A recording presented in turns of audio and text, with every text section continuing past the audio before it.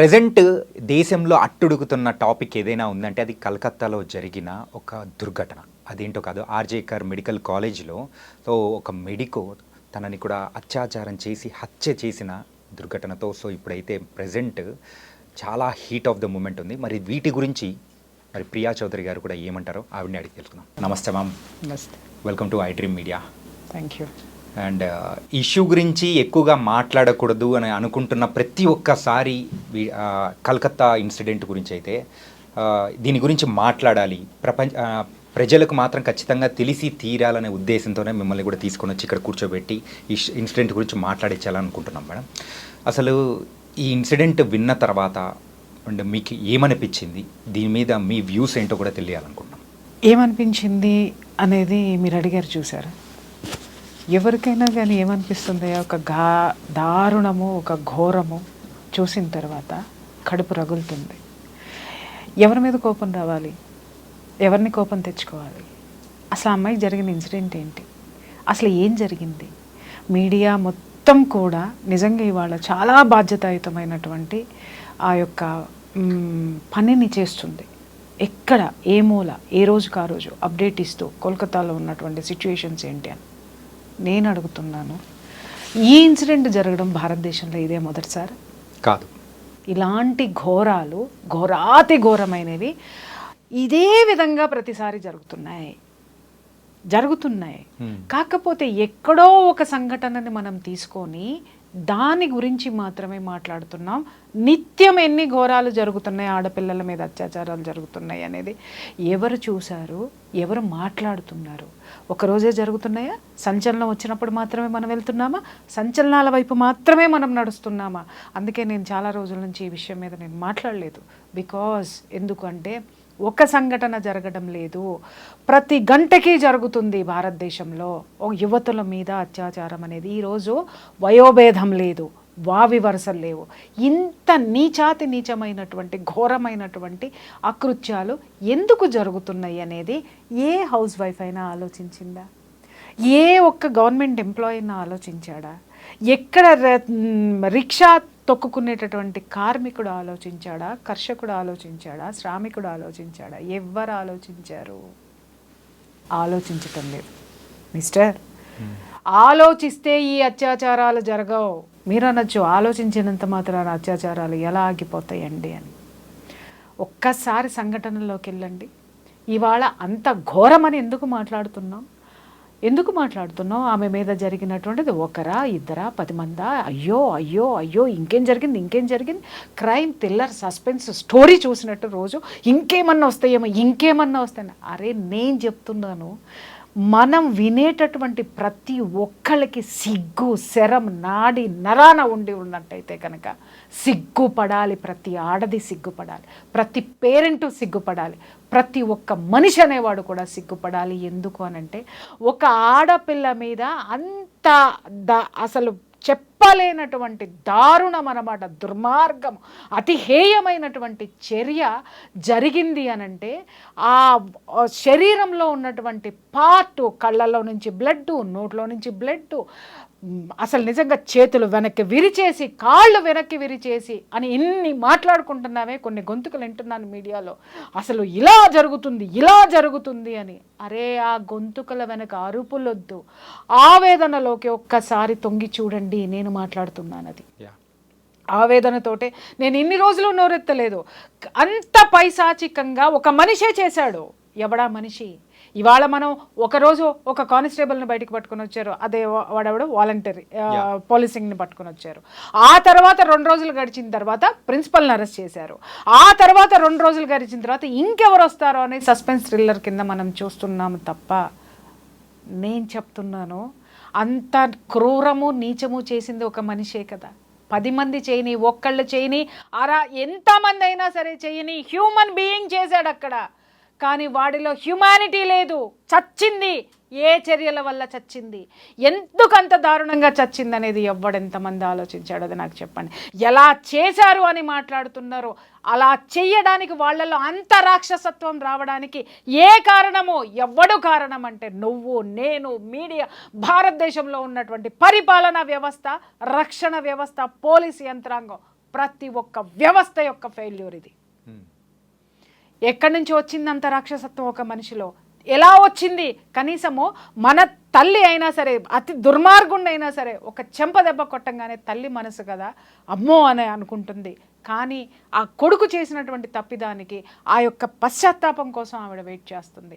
అలాగే ఒక దుర్మార్గుడిని అయినా సరే మనం 4 దెబ్బలు కొట్టిన తర్వాత 5వ దెబ్బకి చచ్చిపోతాడని మనలో ఒక మానవత్వం అనేది వస్తుంది.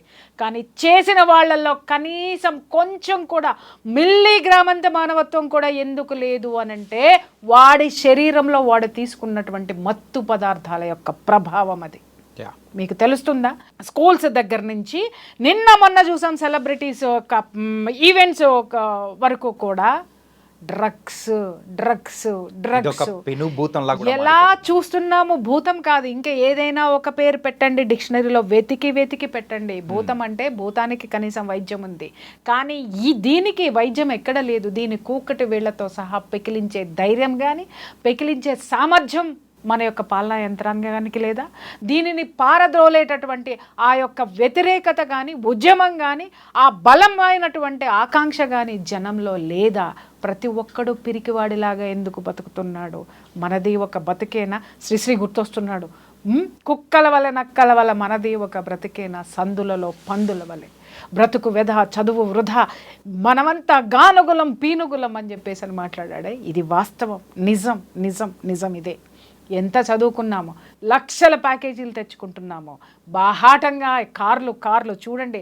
ఇవాళ భారతదేశంలో చూస్తే మనిషి నడవడానికి ప్లేస్ లేనంత కార్ల విలాసవంతమైనటువంటి జీవితాల్లో మనం ఉన్నాం. కానీ ఇక్కడ మానవత్వం అనేది అటువంటిది కోల్పోయాం. మనిషిమి అనేటటువంటి మర మనుషులమైపోయాము. మరలతోటి మనం అంతా కూడా ఆ యొక్క దాన్ని ఏమంటారు సహచర్యం చేసుకుంటూ ఆ యొక్క దీన్ని కూడా మనలో పెట్టేసుకున్నాం. ఎవడికి ఎవడు పట్టదు. వాడు నువ్వు కారు కొనుక్కున్నావంటే నేను డబల్గా ఇంకేం కారు కొనుక్కోవాలని ఆలోచిస్తున్నావు. లేదు నువ్వు ఒక బిల్డింగ్ కొన్నావనంటే నీకంటే గొప్పగా నేను ఎలా సంపాదించాలి, ఆ సంపాదన ఎలాగైనా సంపాదించాలి. ఇక్కడ కోల్కతాలో జరిగినటువంటి విషయం కూడా ఎందుకు అమ్మాయి అంత దారుణంగా చంపేశారు చెప్పమని చెప్పండి. ప్రశ్నించడం వల్ల. ఏమని ప్రశ్నించింది?